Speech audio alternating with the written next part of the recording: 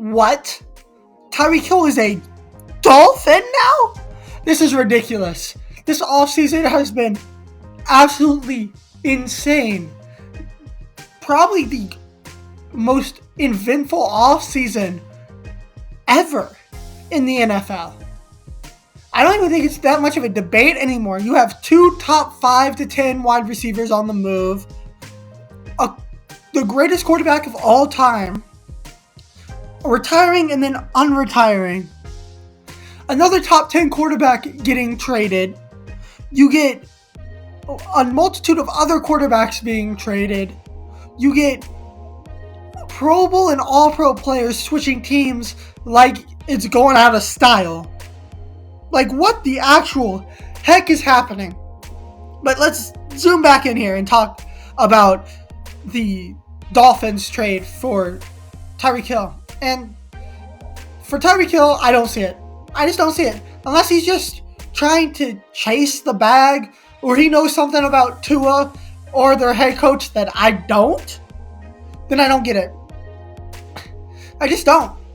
Like, I would be okay with taking $25 million a year and playing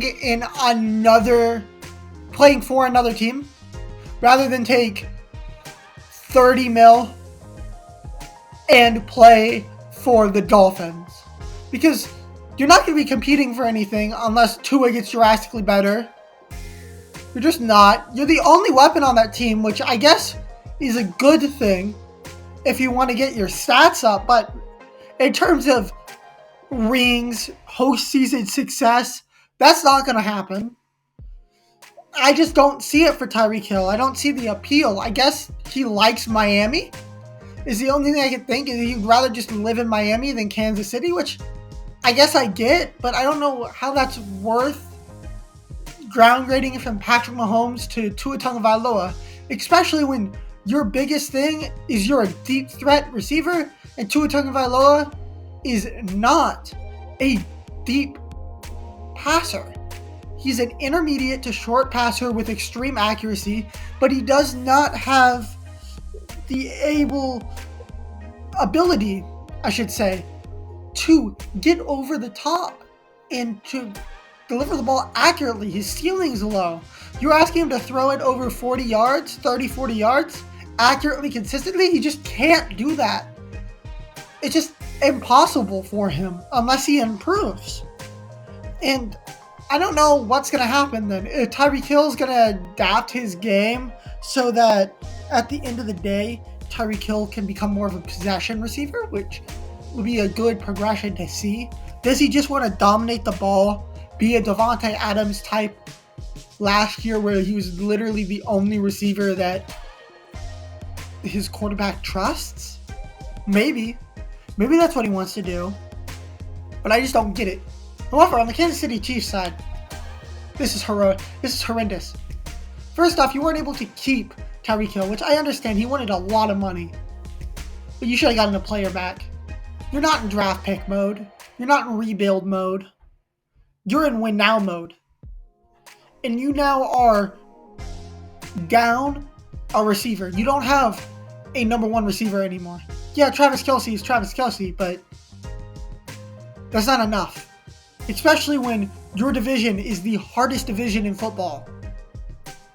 You guys have lost enough pieces to now where you could feasibly be the third or fourth best team in your division, even if you have the best quarterback. It does not matter how good your quarterback is if your defense gives up 40 points a game and you don't have top flight weapons. Ask Deshaun Watson. He led the league in passing yards, and the Texans won 5 games because the defense could not do anything, and none of the receivers could get open in crunch time. Doesn't matter what Patrick Mahomes does if that defense can't hold anyone, and they don't have elite weapons to score in crunch time. It's not gonna work. They don't win that Bills game without Tyreek Hill. I don't think they win half the games they do without Tyreek Hill, because now you can focus in on Travis Kelce, and yeah, Travis Kelce is great. Don't get me wrong, he's the top 3 tight end of all time. But doubling him can take him out of the game. Not completely, but enough. Especially when you're doubling him with someone like, I don't know, J.C. Jackson or Patrick Surtain or Stephon Gilmore. Oh wait, all 3 of those are either rumored to be or are already in the Chiefs division. That's 6 games, my guys, where Patrick Mahomes is going to have to pass to Juju Smith-Schuster and company. I don't know what they're going to do in the draft. Maybe they get a first-round pick. Maybe they get some sort of running back in the draft. I don't know. Maybe they want to still build around Clyde Edwards-Helaire.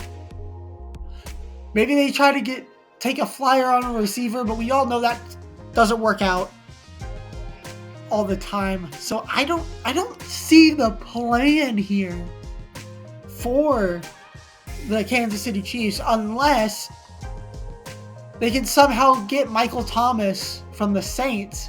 Is the only thing I could feasibly see happening, is that Michael Thomas finally gets traded. But I'm not saying it's not likely to happen. So the Chiefs are in a really tough predicament right now. I think there's a better chance the Chiefs miss the playoffs than make the AFC Championship game next year. Because if I were ranking AFC teams, the Broncos, the Chargers, and the Raiders are all in my top 5 to 7 teams. And I don't know if Kansas City is anymore. We'll see what they're able to do. But that defense, much worse than it was last year. The offense, losing weapons left and right. And yeah, situationally, Patrick Mahomes is great. But the pressure Tyreek Hill put on the defense is something Patrick Mahomes has never experienced not having for long stretches of time. Having the best deep threat receiver in the league helps you. It does, because it stretches out the defense. Now the defense is going to shrink. It's going to shrink.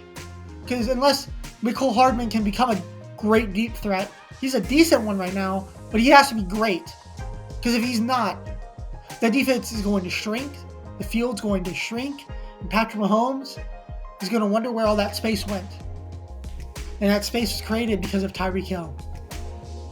So, I don't really see the validity and the reason for either of the moves they made, unless the Dolphins just make a huge leap next year, which I doubt because they're in the AFC, and the AFC is literally the most stacked it has been, either conference has been, in a long time. I'm thinking back,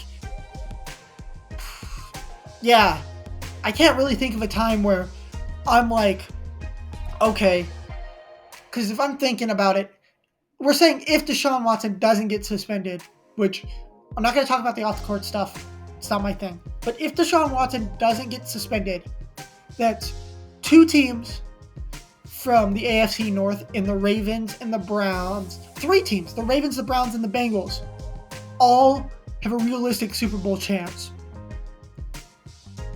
All 4 teams in the AFC West, with the Chargers, the Broncos, the Raiders, and the Chiefs, all can make the Super Bowl next year.